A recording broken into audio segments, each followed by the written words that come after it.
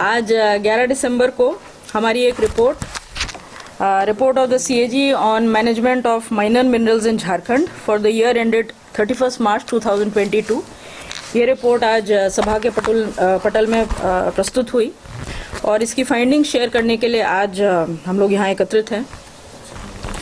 तो ये एक प्रेस ब्रीफ आप सभी के पास है, तो इसी के अनुरूप हम एक एक करके मैं आपको इसकी फाइंडिंग्स बताती हूँ।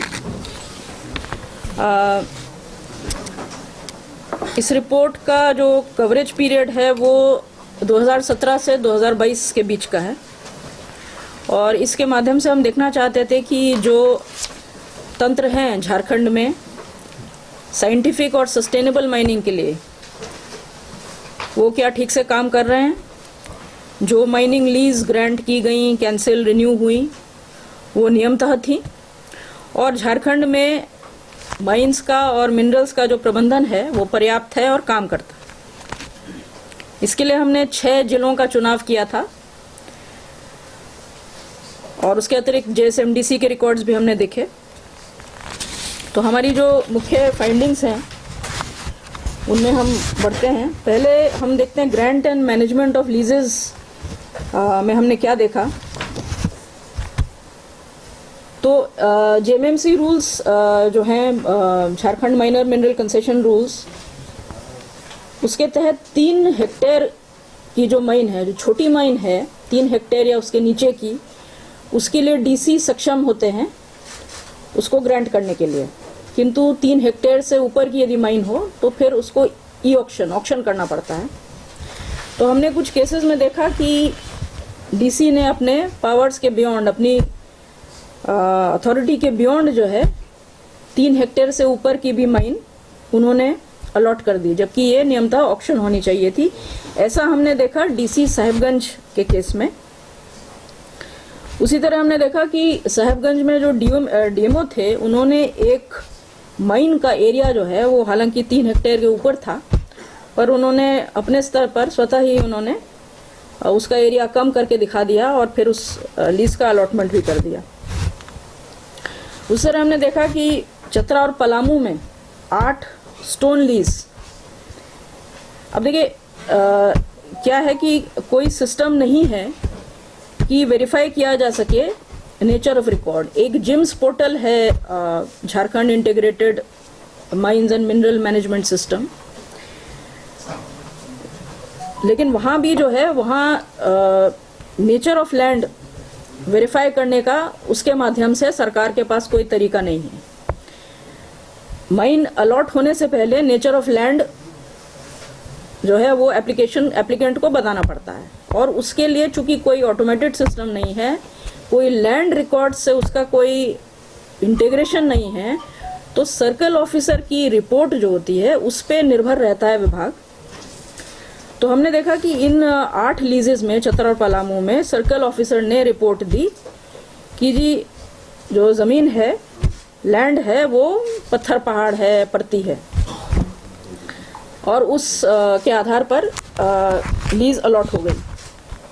पर हमने जब ऑडिट में जांचा तो हमने पाया, जब हमने रेवेन्यू रिकॉर्ड से उसको कंपेयर किया तो हमने देखा कि वास्तव में फॉरेस्ट लैंड था, जंगल झाड़ था और फॉरेस्ट कंजर्वेशन एक्ट के तहत इस प्रकार जो लीज थी उसको अलॉट नहीं किया जा सकता था।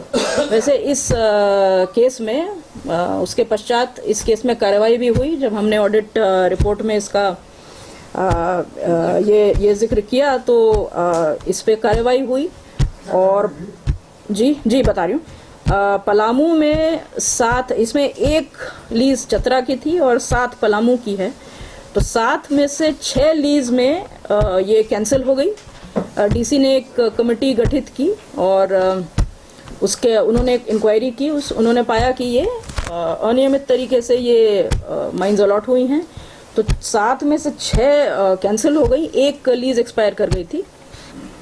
और हमको ये भी जो रिप्लाई मिला उसमें ये भी था कि जो कंसर्न्ड ऑफिशियल्स हैं उनके विरुद्ध कुछ कार्रवाई भी कॉन्टेम्पलेटेड है या हुई है।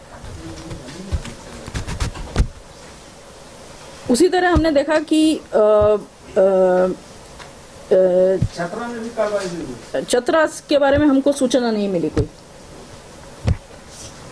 वैसे मैं आपको चेक भी करके बता सकती हूँ। चतरा में चतरा ने सूचना नहीं दी, इसलिए हम ये प्रिज्यूम करेंगे कि कोई कार्रवाई नहीं हुई। साहबगंज में उस दौरान डीसी कौन थे? ये तो अमित कुछ याद पड़ता है? ये 17 से 22 के पीरियड है। कुछ कोई यादव जी थे। कोई यादव जी थे। रामनिवास।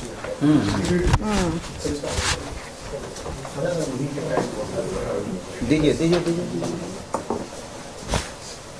उसी तरह देखिए, जब माइन के लिए एप्लीकेशन डालते हैं तो उसमें ये डिक्लेयर करना पड़ता है, एक आरसीसी होता है, रॉयल्टी क्लियरेंस सर्टिफिकेट। ये एक मैंडेटरी डॉक्यूमेंट है, वो साथ ही जमा करना होता है कि यदि हम अप्लाई कर रहे हैं तो हमारे विरुद्ध कोई बकाया ड्यू नहीं है, मतलब माइंस डिपार्टमेंट को हमको कोई डिफ़ॉल्ट हम नहीं कर रहे हैं किसी पेमेंट पर, तो ये एक सर्टिफिकेट देना पड़ता है। तो लेकिन हमने देखा कि बिना ये रॉयल्टी क्लियरेंस सर्टिफिकेट के ही कुछ केसेस में माइन अलॉट हुई है, और फिर वही प्रॉब्लम है कि डिपार्टमेंट के पास कोई सिस्टम नहीं है ये वेरीफाई करने का कि किसके विरुद्ध क्या बकाया है। कोई सेंट्रलाइज सिस्टम नहीं है आरसीसी इशू करने का, इसलिए डिपार्टमेंट ये वेरीफाई करने की स्थिति में नहीं होता। जिस तरह वो लैंड का भी रिकॉर्ड वेरीफाई नहीं कर पाए थे, उसी तरह यदि 1 साल तक लीज में कोई माइनिंग एक्टिविटी न हो तो उस लीज को कैंसिल किया जा सकता है, ये नियम है। तो हमने 2 डिस्ट्रिक्ट्स में, साहिबगंज में और चाईबासा में, हमने देखा कि करीब 276 एकड़ में जो माइंस थी वो 1 साल से ज़्यादा तक लगातार वहाँ पर कोई माइनिंग एक्टिविटी नहीं हुई थी, किंतु फिर भी लीज जो है वो कैंसिल नहीं की गई थी। देखिए, इसका उद्देश्य ये है कि लीज जो है आइडल ना रहे, माइन आइडल ना रहे, और वहाँ पर प्रोडक्शन एक्टिविटी होती रहे।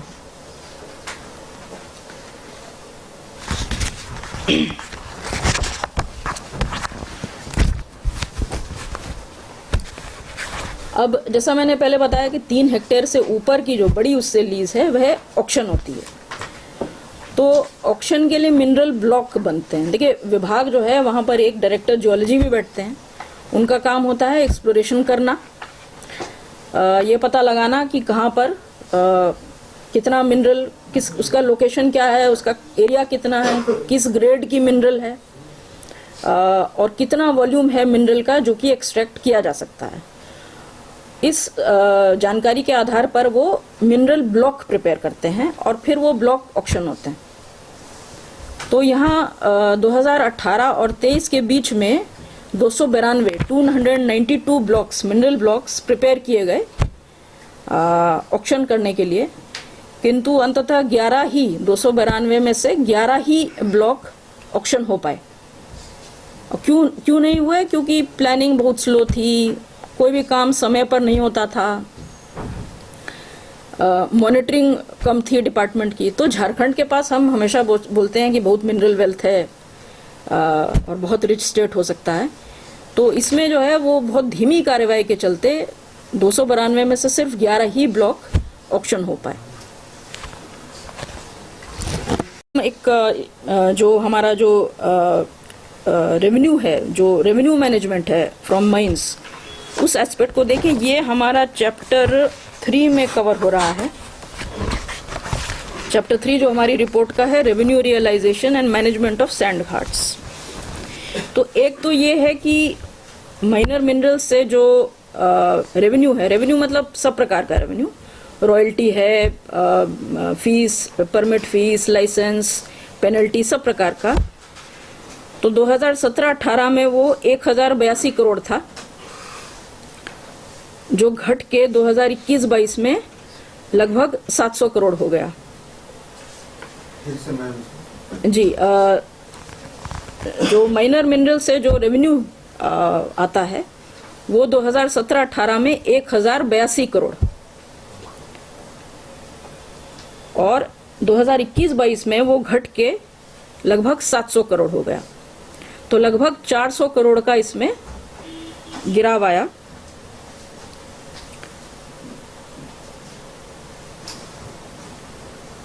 कारण भी कुछ देखिए कुछ तो इसमें बीच में कोविड वाला पीरियड भी था, यदि आप देखें।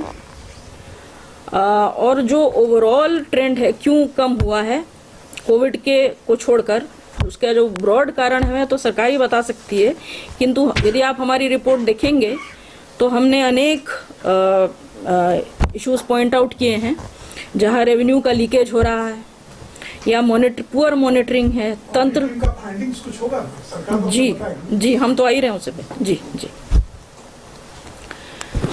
देखिए जैसे बताया कि जिम्स नामक एक ऑनलाइन पोर्टल है। उसका काम था कि जो कॉम्प्लेक्स तंत्र है जो पूरा माइनिंग का, उसको सिंप्लीफाई करें। लेकिन 2015 में बनने के पश्चात भी यहाँ इसमें जो इम्पोर्टेंट रिकॉर्ड्स हैं, जो मैंडेटरी रिकॉर्ड्स हैं, उनको अभी तक डिजिटलाइज करने की व्यवस्था और जिम्स में उनको लेने की, इनकॉर्पोरेट करने की व्यवस्था अभी तक नहीं है। इसलिए जिम्स में बहुत से इम्पोर्टेंट रिकॉर्ड जो हैं वो मिसिंग हैं। वो जिम्स का जो है जिक्र बार बार आएगा क्योंकि ये एक क्रूशियल लिंक है जो अभी भी यहाँ पर पूरी तरह से काम नहीं करता है। लेकिन जैसे एक उदाहरण मैं आपको दूं कि अगर माइनिंग आपको मॉनिटर करनी है तो माइन तो अलॉट हो गई, अब माइन का एक एरिया है। अब माइन का एरिया जो है वो जो माइनिंग प्लान में लिखा हुआ है, साथ ही जो है उसमें जो माइन का बाउंड्री होता है उसका कोऑर्डिनेट्स यानी उसका लैटिट्यूड और लॉन्गिट्यूड, जैसे यदि ऐसे करके माइन है तो हर एक पॉइंट का एक लैटिट्यूड और एक लॉन्गिट्यूड होगा। तो यदि वो लैटिट्यूड और लॉन्गिट्यूड आप गूगल अर्थ जैसी कोई भी एप्लीकेशन या तो स्वयं गूगल अर्थ या उसी तरह का काम करने वाली एप्लीकेशन में यदि आप डाल दें तो वो आपको माइन का एरिया दिखा देगा। और उसके पश्चात अगर आप सैटेलाइट सेंसिंग करके, अगर आप सैटेलाइट इमेजरी से आप जो वास्तव में एरिया माइन हो रहा है उसको अगर आप उन दोनों पिक्चर्स को आप सुपर इम्पोज कर दें तो आपको दिख जाएगा कि माइन का एरिया कितना था और वास्तव में माइनिंग कितनी हो रही है। ज़्यादा एरिया में हो रही है तो आपको माइनिंग का एरिया दिख जाएगा। इसका हम आपको थोड़ी देर में एक डेमो भी दिखाएंगे। लेकिन हमने देखा कि अधिकतर केसेस में जो बाउंड्री पॉइंट्स के कोऑर्डिनेट डालने थे जिम्स में वो नहीं डाले गए, और आगे जैसे मैं बताऊंगी ना जिम्स में डाले गए ना वो परिवेश पोर्टल में पाए गए। परिवेश पोर्टल जो स्टेट एनवायरनमेंट इम्पैक्ट अथॉरिटी का जो पोर्टल है परिवेश पोर्टल, उसमें भी डालने की व्यवस्था है लेकिन नहीं डाला गया। और बहुत से केसेस में हमको माइनिंग प्लान में भी नहीं मिले। तो 3 सोर्सेज संभव हैं इसके, लेकिन तीनों में मुस्तैदी से नहीं डाले जा रहे हैं। तो ये एक तरीका, लेकिन इसको फॉलो नहीं किया जा रहा है।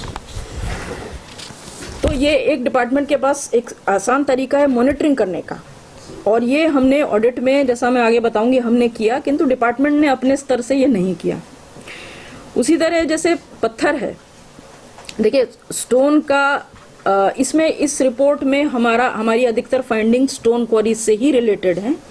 कारण कि झारखंड में जो माइनर मिनरल्स से रेवेन्यू आता है उसका 95% 95% जो है वो स्टोन से आता है। इसलिए for all practical purposes stone ही जो है वो मेन माइनर मिनरल है, और हमारी अधिकतर फाइंडिंग उससे है या फिर रेत सैंड से रिलेटेड है।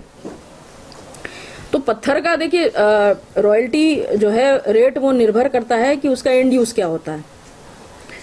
यदि पत्थर को क्रश करके चिप्स बनती हैं तो रॉयल्टी रेट हायर है। यदि उसको बोल्डर या ग्रेवल के तौर पर इस्तेमाल किया जाता है तो रॉयल्टी रेट कम है। अब लेकिन जिम्स जो है उसमें जो सिस्टम है वो इस तरह बनाया हुआ है कि जो क्रश करके चिप्स भी बना रहा है वो भी उसको बोल्डर दिखा सकता है। और चूंकि जिम्स में फिर वही बात की कोई वेरीफाई करने का तरीका नहीं है, जो सेल्फ डिक्लेरेशन कर रहा है लेसी उसी के आधार पर सब हो रहा है। तो हमने कई केसेस ऐसे देखे, आगे भी शायद आएंगे, जहां पर वास्तव में तो चिप्स बन रहे थे किंतु एक्चुअली जो है जो रॉयल्टी जो पे हुई वो बोल्डर वाले रेट पे थी। जिम्स के माध्यम से, जिम्स में एक इसका भी प्रावधान है कि नहीं, नियमों में प्रावधान है कि आप एनुअल असेसमेंट ऑफ रॉयल्टी कीजिए। किसी भी माइन के माइनिंग प्लान के आधार पर एक असेसमेंट होना चाहिए कि इतनी रॉयल्टी साल की बनेगी। उससे क्या होगा कि डिपार्टमेंट जो है मॉनिटरिंग कर सकता है कि वास्तव में कितनी आ रही है, प्रोग्रेसिव कितना है। लेकिन जिम्स जो है इसमें इसका प्रावधान नहीं है, तो इसके चलते जिम्स को मॉनिटरिंग के पर्पस के लिए भी इस्तेमाल नहीं किया जा रहा है। अब जो अमरिंदर जी, आप लीकेज की बात कर रहे थे। देखिए, लीकेज अब जो MMDR एक्ट है, जो मदर एक्ट है, MMDR एक्ट 1957 से आप सब परिचित होंगे। तो उसमें क्या था कि इलीगल माइनिंग जो थी वो मोटा मोटी आपका जो लीज एरिया है उसके बियॉन्ड ये एरिया में यदि माइनिंग हो तो उसको इलीगल माना जाता था और उस पर जो भी पेनल्टी दे होती थी। उसके बाद 2017 में कॉमन कॉज जजमेंट आया माननीय सुप्रीम कोर्ट का, तो तब फिर इसकी डेफिनेशन उसके चलते थोड़ी बृहत हो गई कि यदि आप कोई भी लिमिट जो कॉम्पिटेंट अथॉरिटी द्वारा सेट है, कोई भी लिमिट हो, चाहे वो माइनिंग प्लान की लिमिट हो, चाहे वो एनवायरमेंटल क्लियरेंस की लिमिट हो, चाहे वो पोल्यूशन कंट्रोल की लिमिट हो, CTO की लिमिट हो, उसके बियॉन्ड यदि आप माइनिंग करेंगे तो उसको उस पर वही पेनल्टी लगेगी जो इलीगल माइनिंग। तो इलीगल माइनिंग की डेफिनेशन थोड़ी एक्सटेंड हुई और जो है हमने इसी आधार पर हमने अलग अलग केसेस में हमने लीकेज ऑफ रेवेन्यू कैलकुलेट किया है ऑडिट में। तो जैसे एक 30 केसेस में हमने देखा कि DMFT जो डिस्ट्रिक्ट मिनरल ट्रस्ट फंड है वो कम लागू हुआ और 7.5 करोड़ का 7.53 करोड़ का 30 केसेस में कम लेवी हुआ DMFT। उसी तरह 2.23 करोड़ जो है वो 15 केसेस में 2016 और 2022 के बीच में कम वसूला गया।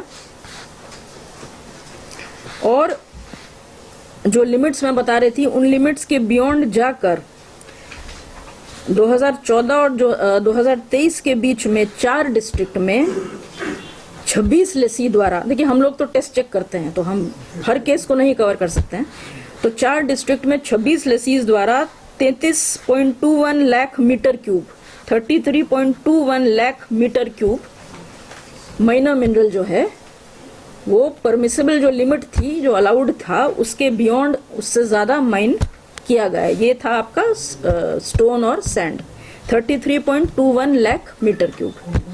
कौन कौन जिला के मैडम? ये 26 लेसीज हैं 4 डिस्ट्रिक्ट में। ये हाँ, ये आपका है सर साहिबगंज, पाकुड़, धनबाद और चतरा। धनबाद और चतरा। ये जो अनऑथराइज्ड इन्होंने माइनिंग की उसके लिए 205 करोड़ के आसपास इनको पेनल्टी दे बनती है, क्योंकि जो पेनल्टी है वो है double the price of mineral. तो ये 205 करोड़ पेनल्टी 205.21 करोड़ बनती है, लेकिन ये कहीं भी ना लागू की गई और ना ही कलेक्ट की गई।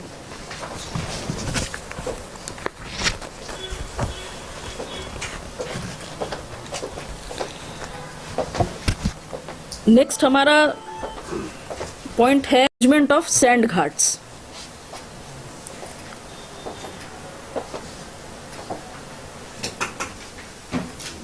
ये आप जानते हैं कि 2017 में JSMDC को इसकी रिस्पॉन्सिबिलिटी सौंपी गई, उसको डीम्ड लेसी करार करके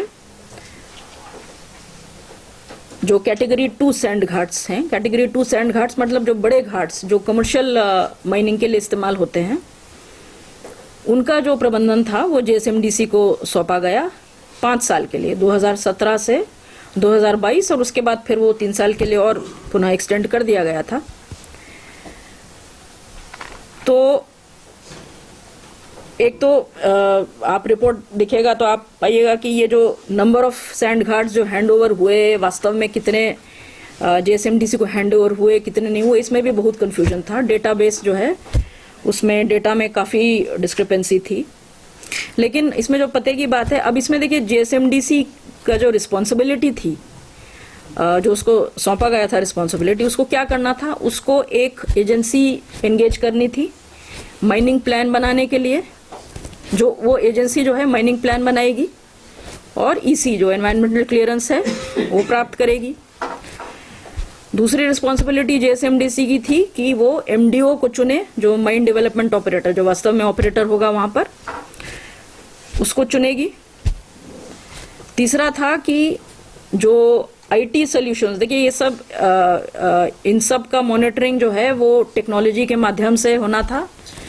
तो जैसे जो व्हीकल थे, जो मिनरल कैरिंग व्हीकल होते हैं, उन सब में ट्रैकिंग सिस्टम होने चाहिए, जीपीएस, आरएफआईडी टैग वगैरह। तो ये सारे इन सब सॉल्यूशंस को डेवलप करने के लिए एक आईटी कंपनी को एंगेज करना था, सीसीटीवी लगाना वगैरह ये सब काम के लिए। और फिर स्टॉक यार्ड आइडेंटिफाई करना जहां पर सैंड स्टोर होगी वगैरह, ये सब रिस्पॉन्सिबिलिटीज थी। तो हमने ऑडिट में पाया कि जेएसएमडीसी ने 389 सैंड घाट्स को ऑपरेशनलाइज करने का प्रयास उन्होंने किया, प्रोसेस उन्होंने स्टार्ट किया, किंतु अंततः वो सिर्फ 21 घाट्स को ऑपरेशनलाइज कर पाए। यानी 608 घाट की एक लिस्ट तैयार की गई थी, हालांकि उस लिस्ट में भी डिस्क्रिपेंसीज थी, किंतु सिर्फ 21 ही घाट जो है वो ऑपरेशनलाइज हो सके। और इनका जो मेन कारण था वो ये था कि माइनिंग प्लान और एनवायरमेंटल क्लियरेंस, इनमें डिले था। देखिए, बिना एमपी और ईसी के कहीं भी माइनिंग नहीं हो सकती है। तो माइनिंग प्लान बनाने में देरी, तैयार करने में देरी, और जो सिया को ईसी के लिए प्रपोजल देना पड़ता है, क्लियर करवाना पड़ता है वहां से, उसमें देरी। तो ये इन सब देरी और निष्क्रियता के चलते सिर्फ 21 घाट जो है वो ऑपरेशनलाइज हो सके 389 में से जो इनको दिए गए थे। अगर आप बाकी घाट लें टोटल, तो यानी 389 में से 368 घाट ऑपरेट ही नहीं कर पाए। और हमारे कैलकुलेशन के अनुसार लगभग 71 करोड़ का नुकसान हुआ इस कारण।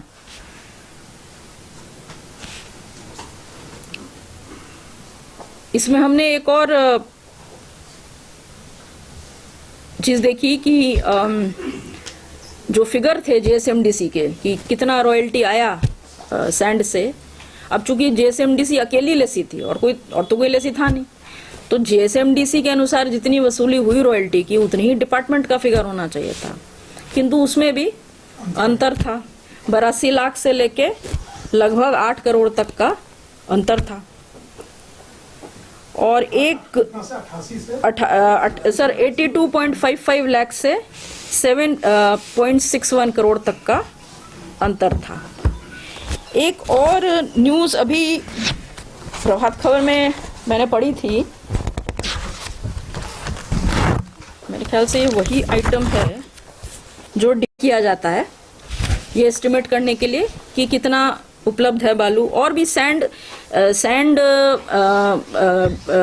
कितना उपलब्ध है ये डिपेंड करता है सेडिमेंटेशन रेट कितना है, क्योंकि सैंड तो पानी के साथ आता है और फिर वॉश अवे भी हो जाता है, तो वो घटता बढ़ता रहता है थोड़ा मोड़ा। तो हमने जो है वो 14 सैंड घाट, ऐसे 3 जिलों में 14 सैंड घाट जहां पर कभी भी माइनिंग नहीं हुई, नॉन ऑपरेशनल है वो। तो ये इनका हमने 2 अलग अलग डीएसआर का, एक पुराना डीएसआर जो सर्वे रिपोर्ट थी, पुरानी सर्वे रिपोर्ट, और एक नई सर्वे रिपोर्ट, इसको इन दोनों को हमने कंपेयर किया। ये 14 घाट हैं धनबाद, पाकुड़ और सिमडेगा में। तो हमने देखा कि पिछले सर्वे रिपोर्ट के मुकाबले जो नए सर्वे रिपोर्ट है उसमें एरिया बढ़ गया, 129 हेक्टेयर से बढ़ के एरिया जो है वो 172 हेक्टेयर हो गया। और यहाँ माइनिंग नहीं हो रही थी, ये नॉन ऑपरेशनल थे थ्योरेटिकली, हाँ। लेकिन जो उपलब्ध बालू थी, माइनेबल बालू, वो 51 लाख टन से घट के 14 लाख टन हो गई नए डीएसआर में। बालू उठ गया, तो माइनिंग तो हो नहीं रही थी यहाँ पे। तो इससे ऐसा प्रतीत होता है, क्योंकि देखिए ये नेचुरल जो प्राकृतिक कारण है इतना नहीं घट सकता है। तो इससे पीरियड था इसका, बताइए इसका वही है 17-22। जी जी, इसमें पुराना डीएसआर जो है वो 17 से 22 है और नया डीएसआर जो है वो 22 से 27 है। 22 से 27। जी, नेक्स्ट पॉइंट सर हम आते हैं हमारा जो माइन क्लोजर प्लान पे। ये चैप्टर 4 है हमारी रिपोर्ट का, सस्टेनेबल एंड साइंटिफिक माइनिंग। देखिए माइनिंग प्लान जो है वो आधार है, ठीक है। माइनिंग प्लान माइनिंग का आधार है। इसमें सारी जानकारी देनी होती है कि 5 साल का नॉर्मली बनता है, तो 5 साल में कितनी माइनिंग होगी, उसका हर साल का ब्रेकअप, कितना माइनेबल रिसोर्स है, कितना नॉन माइनेबल है, माइन का एरिया, कॉन्टिगुअस एरिया, ये तमाम इंफॉर्मेशन इसमें देनी पड़ती है। तो माइन अप्रूव करने से पहले जो है वो कई जांचों का प्रावधान है। जैसे साइट इंस्पेक्शन करना पड़ता है, तो साइट इंस्पेक्शन जो है वो विभागीय ऑफिशियल्स, साथ में कोई क्वालिफाइड टेक्निकल आदमी और एप्लीकेंट का रिप्रेजेंटेटिव, ये सब मिलके साइट इंस्पेक्शन करना होता है माइनिंग प्लान का, माइनिंग प्लान के अप्रूवल से पहले। तो हमने जो है हमें कई जगह जो है साइट इंस्पेक्शन का कोई एविडेंस नहीं, कोई रिकॉर्ड नहीं दिया गया। साइट इंस्पेक्शन के अतिरिक्त हमने देखा कि और भी जो रिपोर्ट होती हैं, जो जांच होनी चाहिए, जैसे बोरहोल सैंपलिंग रिपोर्ट होती है कि वास्तव में कितना माइनेबल रिजर्व उपलब्ध है, उसका कितना सस्टेन करेगा, कितने साल वो रिजर्व चलेगा। फिर जो बाउंड्री, जो पिलर बनाने हैं, देखिए हर माइन की बाउंड्री को डिमार्केट किया जाना आवश्यक है। उसको डिमार्केट करना होता है, उसको फेंस करना होता है। तो बाउंड्री पिलर कोऑर्डिनेट्स देना होता है। साथ ही ग्राउंड वाटर स्टडी का एक रिपोर्ट देना होता है। ग्राउंड वाटर का नियम यह है कि ग्राउंड वाटर टेबल जो स्तर है उसके नीचे माइनिंग नहीं कर सकते हैं, क्योंकि उससे खतरा होता है ग्राउंड वाटर कंटामिनेट होने का, और भी अन्य जो है वो भयानक इकोलॉजिकल परिणाम हो सकते हैं। तो ये सारी चीज़ें जो हैं वो माइनिंग प्लान के अप्रूवल के लिए ये सब आवश्यक हैं।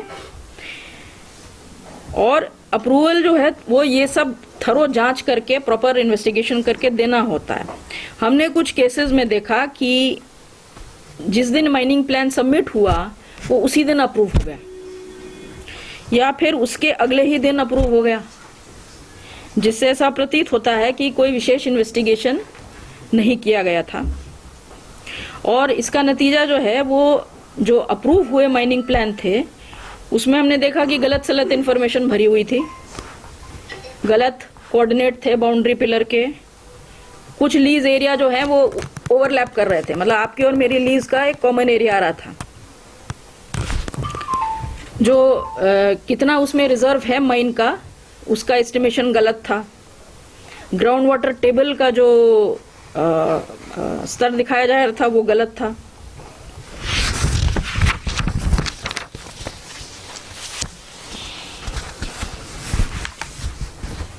माइन होता है, किसी भी माइन का एक माइनेबल एरिया होता है, एक नॉन माइनेबल एरिया होता है। माइनेबल रिसोर्स होता है, नॉन माइन। ऐसा नहीं है कि आपको अगर एक लैंड मिला है तो आप वहाँ खड्डा खोद दीजिए और माइन करना शुरू कर दीजिए। माइन में सस्टेनेबिलिटी और सेफ्टी ये सबको ध्यान में रख के तमाम इंजीनियरिंग प्रिंसिपल लगाए जाते हैं।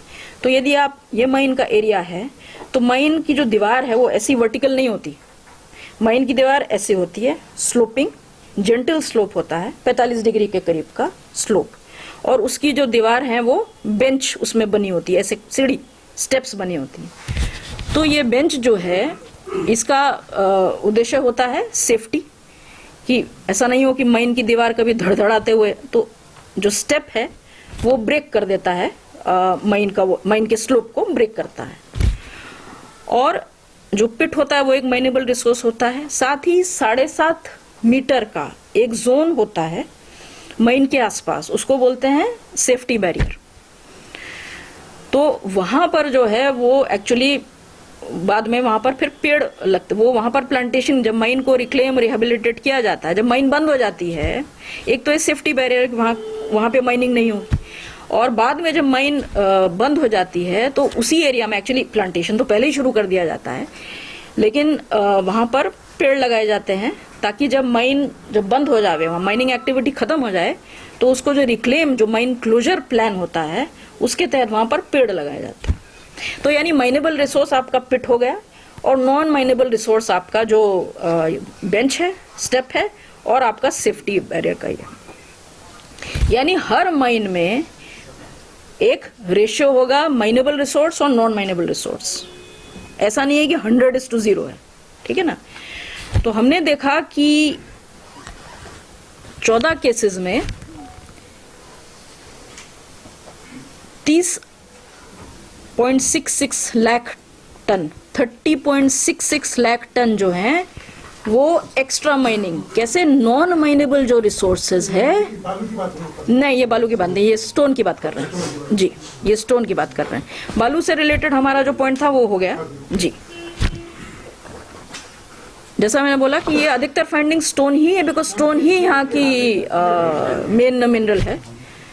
तो ये जो नॉन माइनेबल रिसोर्स को माइन करके हमने देखा कि 30.66 लाख टन 14 केसेस में। और देखिए हम लोग तो सिर्फ टेस्ट चेक करते हैं, तो हम उसी के बारे में, अब यदि इसको पूरे स्टेट वाइड पैमाने पर अगर इसको किया जाए इन्वेस्टिगेट, तो वो डेटा, और वो काफ़ी ज़्यादा होगा इससे। तो 30.66 लाख टन जो है वो एक्स्ट्रा माइन किया गया नॉन माइनेबल रिसोर्सेज को माइन करके। इसका वैल्यू था 34.96 करोड़। ये कहाँ का है, ये साहब ये मैं आपको बता देती हूँ।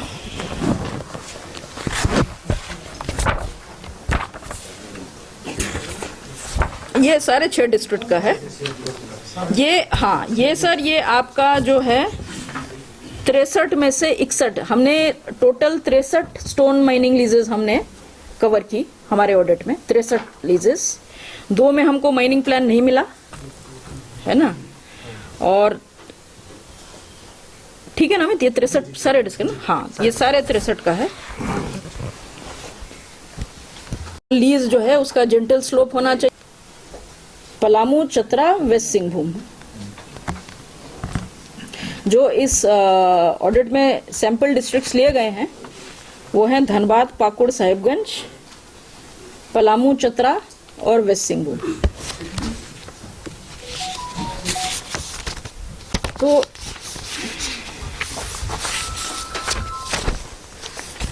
हमने देखा कि जेंटल स्लोप होने के बजाय स्टीप स्लोप था, यानी वही जो नॉन माइनेबल जो रिसोर्स है उसको भी टैप किया जा रहा था। और हमने ये भी देखा कि जितना अलाउड डेप्थ था, जितना गहराई तक माइनिंग करना था, उसके नीचे, उसके और नीचे जाकर भी माइनिंग हो रही थी, 2.5 से 50 मीटर तक।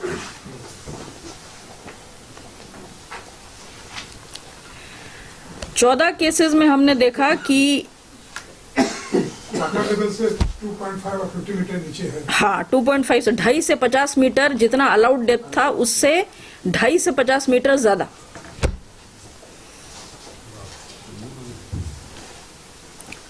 उसी तरह 14 केसेस में हमने देखा कि जो माइन का एरिया है उसके बाहर जाकर, हॉरिजॉन्टली जो माइन का है उससे बाहर जाकर माइनिंग हो रही थी। 14 केसेस में 15.44 हेक्टेयर में अधिक एरिया में माइनिंग हो रही थी जी। 1 हेक्टेयर लगभग 2.5 एकड़। तो ये देखिए, यहीं पर विभाग अगर कोशिश करता तो ये हो सकता था कि जैसे हमने जो डेटा, हमने जो कैलकुलेशन किया गूगल अर्थ का इस्तेमाल करके, हमने जो एक्स्ट्रा जो एरिया जहां माइनिंग हो रही थी वो निकाला, ये विभाग स्वयं भी कर सकता था। अब मैं आती हूँ इस जो हमने जो देखिए, हम लोग तो ट्रेडिशनली जो रिकॉर्ड के आधार पर ऑडिट करते हैं सो करते ही हैं। तो इस ऑडिट में हमने प्रयास किया कि थोड़ा सा आगे बढ़ के हम करें। तो इसका क्या अभी दिखाएं या पहले मैं एक्सप्लेन कर दूं? यहीं पे दिखा देते हैं तो यहीं पे explain दिखा- करने में। एक मिनट हमें सवाल पूछ लेते हैं। दूसरा है, इसमें अभी क्या लग रहा है कि रेशियो वही है या सुधार हुआ है या गड़बड़ हो गया है या उस पर आप लोग ध्यान नहीं दिए? अमरिंदर जी, आपसे ऑडिट के बारे में कई चर्चा हो चुकी है। आपको अभी तक तो ये पता होगा कि हम सिर्फ जो अपनी रिपोर्ट बनी है उसी के आधार पर बोल सकते हैं। उसके पश्चात क्या हुआ है हम नहीं बोल सकते। तो अभी उसको आप लोग देख रहे हैं कि नहीं देख रहे हैं? जी, अभी उस पर फिलहाल नहीं सीधा सा जवाब। देखिए, नहीं अभी हमारा कोई माइनिंग के ऊपर कोई ये नहीं है, कोई भी ऑडिट प्लान। जी जैसे जिम्स पोर्टल है जी तो वो डिजिटलाइज होना था, जी। रिकॉर्ड डाले जाने थे, तो इन 3 सालों में वो अत्याधुनिक हो पाया या नहीं? सर, ये हम अभी चूंकि हम कोई इस एरिया में एक्टिविटी नहीं कर रहे हैं इसलिए जी, ये आपको विभाग से ही पूछना होगा सर। देखिए, हम मेरा कार्यालय जो है वो ऑडिट टॉपिक्स टेकअप करता है। अब चूंकि ऑडिट टॉप का कैनवास इतना बड़ा है कि हम लोग कुछ गिने चुने डिपार्टमेंट और कुछ गिने चुने एरिया ही हर साल टेकअप कर पाते हैं। समय की सीमा है और हमारे पास जो मैन पावर उसकी सीमा है। जी टेक्निकलिटी भी समझते हैं, लीगलिटी भी समझते जी। हैं, लेकिन ये हम लोग जो अखबार निकालते हैं वो सब लिखते हैं। जी 3 साल पुराना सर, तो आप तो मीडिया हैं, आप स्वयं ही पता कर लीजिए। हमसे ज्यादा तो आप अच्छा पता कर सकते हैं। आज आपका रिपोर्ट है तो अगला तो होगा ही। चलिए ठीक है। जी जी, कहाँ पर, हाँ, और कितने एरिया में हो रहा है। पहली बार आप लोगों ने किया क्या इस तरह साइट की हाँ, तो मैपिंग हाँ। और सर खाली इतना ही नहीं, तो ये हमारा जो एक्स्ट्रा एरिया, एक्चुअल एरिया जो माइनिंग हो रहा था वो निकल गया और हमने joint physical verification in mines में करके एक रस्सी में पत्थर अटैच करके हमने उसका डेप्थ, गहराई भी नापी और उसका जो वॉल्यूमेट्रिक यानी कितना वॉल्यूम एक्सट्रैक्ट हुआ है मिनरल का वो भी हमने कैलकुलेट किया। और चूंकि हम लोग टेक्निकल एक्सपर्ट नहीं है इसलिए हमने बीआईटी सिंदड़ी की मदद लेकर अपना फाइंडिंग्स उनको भेजा और उनके पास एडवांस टूल्स हैं, ऑटोकैड वगैरह, तो उन्होंने अपने 3D मॉडल बनाकर उन्होंने भी एस्टिमेशन किया और उनका एस्टिमेशन और हमारे एस्टिमेशन में बहुत कम अंतर था। और अपना एस्टिमेशन के अनुसार फिर उसी के बेसिस पे हम लोग बोले कि इतना 200 कितना करोड़ का जो है 292 करोड़ 292 करोड़ जो है वो एक्सेस एक्सट्रैक्शन हुआ है। तो ये हमने थोड़ा सा अपना रेगुलर ऑडिट से आगे जाकर हमने प्रयास किया कि देखिए ये एक एस्टिमेट है ना, तो हमने रिपोर्ट में भी हमने लिखा है कि ये हमने एस्टिमेट किया है और ये विभाग ही कर सकता है कि वो अन्य माइंस में जाकर एक्यूरेट असेसमेंट करावे कि भाई कितना हुआ है, पूरे स्टेट की माइंस को कवर करे कि 20% जो माइंस जो लीजेस हैं को विभागीय अधिकारियों को, ताकि जो एक्चुअल क्वांटिटी निकाली गई है और डिस्पैच की गई उन दोनों में अंतर तय किया जा सकता है या मैच किया जा सके। लेकिन हमने देखा कि 0.68 to 3.17% लीजेस का ही इंस्पेक्शन हुआ था जबकि रिक्वायरमेंट था 20%। ये सभी वह चीज़ें हैं जिससे जो है अनऑथराइज माइनिंग, इलीगल माइनिंग जो है वो कंट्रोल नहीं होती है। ये सब अगर लागू किया जाए, उसी तरह हमने 63 स्टोन लीजेस की बात हो रही थी, इसमें से हमने 46 में देखा कि बाउंड्री पिलर पूरी तरीके से नदारत थे, लगाए ही नहीं गए थे या पार्शियली लगाए गए थे।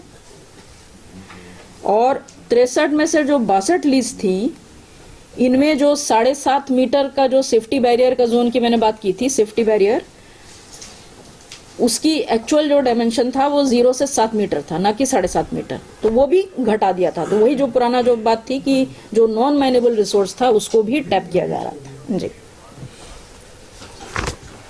माइनिंग के चलते जो एनवायरनमेंट, जो पर्यावरण पे जो खराब असर पड़ता है, एडवर्स इम्पैक्ट पड़ता है, उसके लिए ये सेफ्टी बैरियर पे पेड़ लगाने जाने का प्रावधान है। तो ये पेड़ शुरू से ही जो प्रोग्रेसिव माइन क्लोजर प्लान होता है उसके अंतर्गत ही पेड़ लगाए जाते हैं और जब फाइनल माइनिंग प्लान आ जाता है तब तक ये पेड़ लगाए जा चुके होते हैं, जब वो कम्प्लीटली लागू हो जाता है। तो हमने देखा कि ये जो 63 लीजेस थी, इसमें 61 में 75,000 के लगभग पेड़ लगाए जाने थे और सिर्फ 2,2500 पेड़ वास्तव में लगाए गए। कितने पेड़ लगाए इन्होंने? 2,225 पेड़ लगाए गए, जबकि लगने थे 74,676।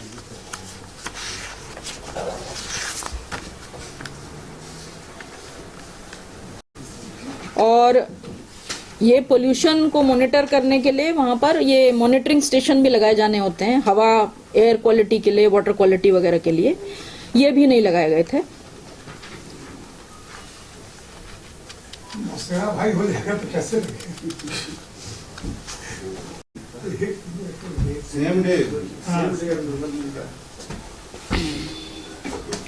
उसी तरह हमने देखा कि ही नहीं किया गया, यानी देखिए ये जो अबैंडन जो छोड़ी हुई माइंस होती हैं या जो माइंस ठीक से क्लोज नहीं की जाती, वहां पर अक्सर ये इलीगल माइनिंग होती है।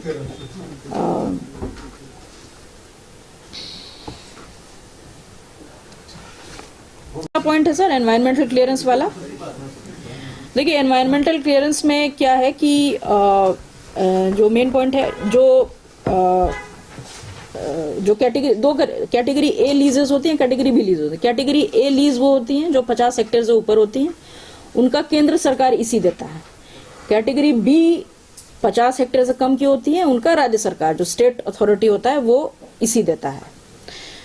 तो दिसंबर 2018 तक क्या नियम था कि जो लीजेस, अच्छा बी के अंदर सब कैटेगरी B1 B2 इस तरह डिपेंडिंग ऑन एरिया से, तो दिसंबर 2018 के पहले यह नियम था कि 5 और 25 हेक्टेयर के बीच की जो लीजेस हैं उनमें जो है ये नहीं था, रिक्वायरमेंट नहीं था इस एनवायरमेंटल नहीं ईसी मिलने के लिए। देखिए ईसी मिलने के लिए रिक्वायरमेंट्स होते हैं, क्या होता है, एनवायरमेंट इम्पैक्ट असेसमेंट देना पड़ता है, एनवायरमेंट मैनेजमेंट प्लान देना होता है, पब्लिक हियरिंग करानी होती है। तो 5 और 25 हेक्टेयर के बीच के माइंस के लिए पहले ये नियम नहीं था। दिसंबर 2018 के बाद ये नियम आ गया, यानी ईसी लेना ज्यादा झंझटिया हो गया, ज्यादा डॉक्यूमेंट्री रिक्वायरमेंट हो गया। तो एक इंसेंटिव बन गया कि 5 और 25 हेक्टेयर की माइन का एरिया जो है वो घटा के दिखाया जाए। तो हमने देखा, अच्छा एक चीज होती है कॉन्टिगुअस सर्टिफिकेट, यानी माइन चाहे अकेले, ये जो माइन अकेली भी हो सकती है और कई सारी माइन्स हैं, तो एक कॉन्टिगुअस सर्टिफिकेट नामक चीज होती है जो कि डीएमओ इशू करते हैं कि जी इस माइन का या क्लस्टर ऑफ माइंस का एरिया 5 हेक्टेयर से कम है, ज्यादा है, जो भी उनका एरिया है।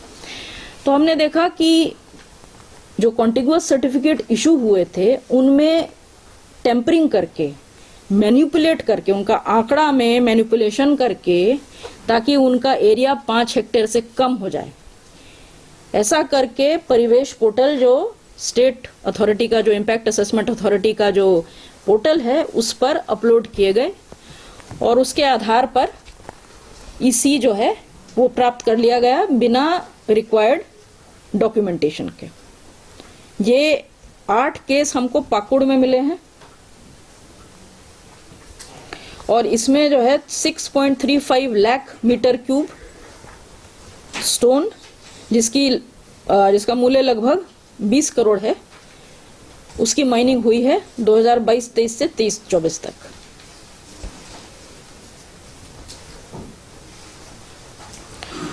आखिरी पॉइंट पे आते हैं सर, ट्रांसपोर्टेशन ऑफ मिनरल्स। नियमतः जो है कोई भी मिनरल कैरिंग व्हीकल जो है MCV, उसको रजिस्टर करना होता है डिपार्टमेंट के पास और उसको एक व्हीकल ट्रैकिंग सिस्टम RFID या GPS या कोई भी अन्य ट्रैकिंग सिस्टम उस व्हीकल में लगे होने चाहिए। तो हमने देखा कि DMG के यहाँ जो डिपार्टमेंट है वहाँ पर 72,449 72,449 गाड़ियाँ जो हैं वो रजिस्टर्ड थी एज ऑन 28 मार्च 2023, पर इनमें किसी में भी व्हीकल ट्रैकिंग सिस्टम नहीं लगा था।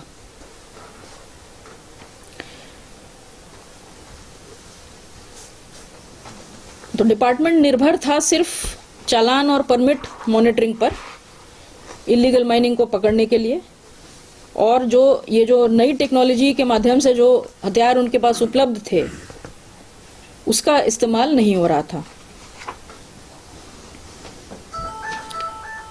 इसी क्रम में हमने देखा कि देखिए हर जी जी जी जी जी 72,449 गाड़ियाँ थी। जी ये केवल 6 जिले का ये पूरा स्टेट का है पूरा स्टेट का। जी, पूरा स्टेट का डेटा। इसमें कहीं भी नहीं था वो GPS का। हाँ, उसमें कहीं जीपीएस नहीं लगा था। ये 28 मार्च 2023 का है। जी, ये 28 सर 2023 जी मेरा एक सवाल था, जी। ये गाड़ियाँ थी, ये केवल पत्थर के लिए या कोयला या अन्य मिनरल कैरिंग व्हीकल, सब प्रकार का मिनरल एक खनन भी नहीं लगा हुआ है। कहीं नहीं लगा हुआ था। जबकि ये तो दावा करता है कि कोयला चाहे लोहा सब में मेरा जीपीएस लगा हुआ है। ये सर जी अनिवार्य है, क्योंकि उसके आधार पर आप ट्रैक कर सकते हैं कि कौन सी गाड़ी कितना ट्रिप। देखिए अनऑथराइज वही है जो बताया आपने। जी, ये 28 मार्च 2023 को स्थिति है। व्हीकल ट्रैकिंग करके बहुत हद तक अनऑथराइज माइनिंग को कम से कम पकड़ा जा सकता है, क्योंकि अगर कोई व्हीकल जो है वो आज कहाँ है, आज से आधे घंटे बाद कहाँ है, कल कहाँ है, वो आप ट्रैक कर सकते हैं। हाँ, यदि वो अपने मार्ग से भटकता है तो आपको दिख जाएगा, है ना। ओवरलोडिंग है कुछ, वो सब आपको दिख जाएगा। तो इसमें हमारी कुछ इंटरेस्टिंग ये देखिए क्या होता है कि सारी जो मिनरल कैरिंग व्हीकल है, जो भी ट्रांसपोर्ट कर रहा है मिनरल को, उसको एक वेब्रिज के थ्रू निकलना होता है वजन लेने के लिए। ये वेब्रिज या तो विभाग का वेब्रिज अपना होगा या फिर डीलर के पास होगा, जो कि विभाग द्वारा अप्रूव्ड होगा। और जब वो पास करता है उस वेब्रिज से, तो उसके सभी डेटा रिकॉर्ड होता है। उसका वजन जो कैरी कर रहा है वो तो होता ही है, साथ में गाड़ी का नंबर, उसका ट्रांसपोर्ट चालान नंबर, परमिट डिटेल्स वगैरह, वो सारा डिटेल आना चाहिए। एक वेब्रिज रिपोर्ट जो है वो डीलर को देनी होती है। तो हमने देखा कि हमने 29 डीलर जो हैं, ये 6 जिलों में हमने विभागीय अधिकारियों के साथ जॉइंट फिजिकल वेरिफिकेशन किया। 29 डीलर के तो हमने देखा कि 29 में से 20 ही डीलरों ने पहली बात तो वेब्रिज लगाया था, बाकी डीलर्स ने वेब्रिज नहीं लगाया था। ओवरलोडिंग भी इनकार नहीं किया जा सकता। हाँ, उस पर मैं आ रही हूँ। और इन 20 में से भी सिर्फ 7 डीलर ने जो है वो वेब्रिज रिपोर्ट प्रोवाइड की। जो वेब्रिज रिपोर्ट जिसकी बात मैं कर रही थी वो प्रोवाइड की। अब देखिए, ये जो वेब्रिज रिपोर्ट है, हमने इसका कंपैरिजन किया जिम्स में उपलब्ध डेटा से, जो वहां पर चालान थे डेट वाइज, गाड़ी के नंबर से मैच किया। ये 7 डीलर जो है, दो जिला का है, ये पलामू और साहिबगंज, ये जो 7 डीलर हैं जहां हमको वेब्रिज रिपोर्ट उपलब्ध थी। साहिबगंज, पलामू और साहिबगंज। अब इसमें देखिए टोटल जो है वो, इसमें 3 कैटेगरी हैं। जो हमारी फाइंडिंग्स हैं उसका आप उसको 3 उसमें कैटेगराइज कर सकते हैं। एक वहाँ जहाँ जो वेब्रिज रिपोर्ट है उसमें जो गाड़ी का नंबर है वो जिम्स में जो गाड़ी का नंबर है उससे मैच करता है, और जिम से ही चालान जनरेट हुआ है, इशू हुआ है। ठीक है, तो ये तो सब बढ़िया है।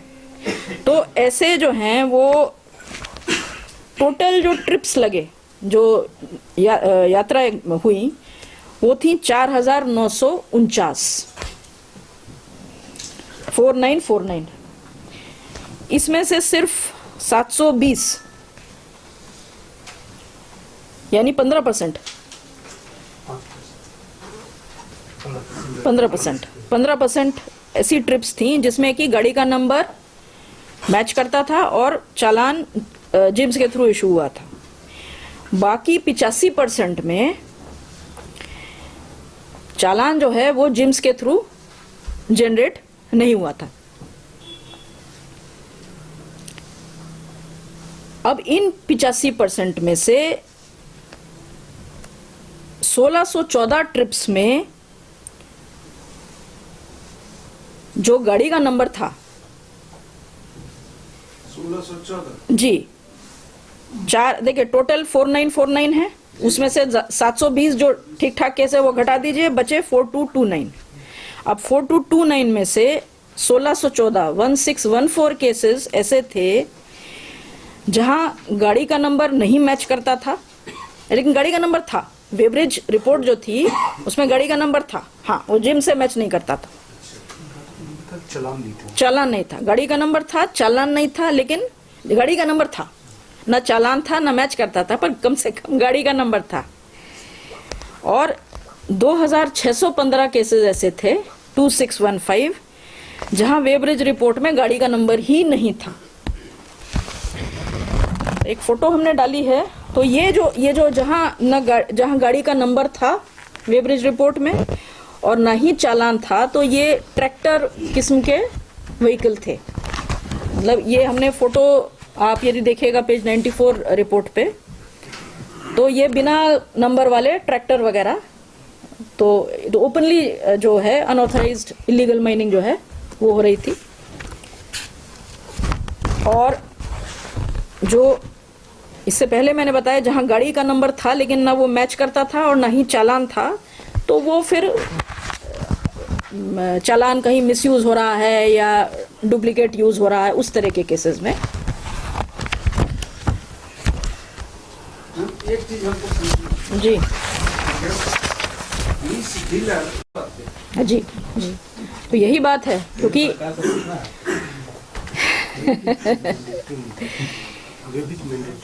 हाँ देखिए, हाँ लेकिन वेबरेज मैंडेटरी नहीं है, किंतु विभाग को प्रबंधन तो करना है कि वेबरेज होना चाहिए।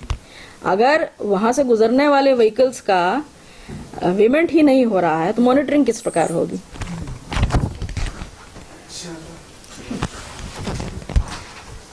और आखिरी ये 28 केसेस में हमने देखा कि जो चालान इशू हुए, ट्रांसपोर्ट चालान, उसमें जो पिछला चालान था उसको एक्सपायर किए बगैर ही, यानी 11 मिनट से लेके 1 घंटा 41 मिनट के भीतर उसी गाड़ी के लिए दूसरे चालान इशू हो गए, जबकि गाड़ी जो है 100 किलोमीटर से 250 किलोमीटर और इस तरह का डिस्टेंस जो है वो कवर कर रही थी। तो इससे ऐसा प्रतीत होता है कि मिसयूज जो है, मतलब मिसयूज ऑफ चालान हो सकता है।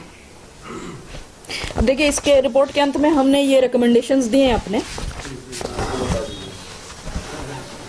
तो एक तो ये है कि online implement a system of online application of mining lease.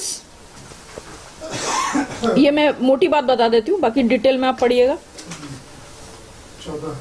ये आपका प्रेस ब्रीफ का पेज नंबर 6 पे भी है। फिर take steps to cancel leases granted on forest land, cancel inoperative leases, expedite auctioning of minerals, fix responsibility on erring officers, assess reasons for decrease of sand reserves in inoperative ghats, fix responsibility on officials who did not verify rates of royalty applicable to boulders, make concerted efforts to rectify shortcomings in gyms, formulate a manual for appraising mining plans, ensure submission of KML files of lease area, वो तो आप देख ही चुके हैं, conduct detailed investigation to work out the exact volume of underreported minerals, establish interdepartmental coordination among DMG, Environment Ministry, SIA, Groundwater Board and Pollution Control Board for compliance of conditions of MPs and ECs. अभी सब साइलों में काम कर रहा है। All aspects of transportation of minerals to effectively monitor and plug illegal transportation,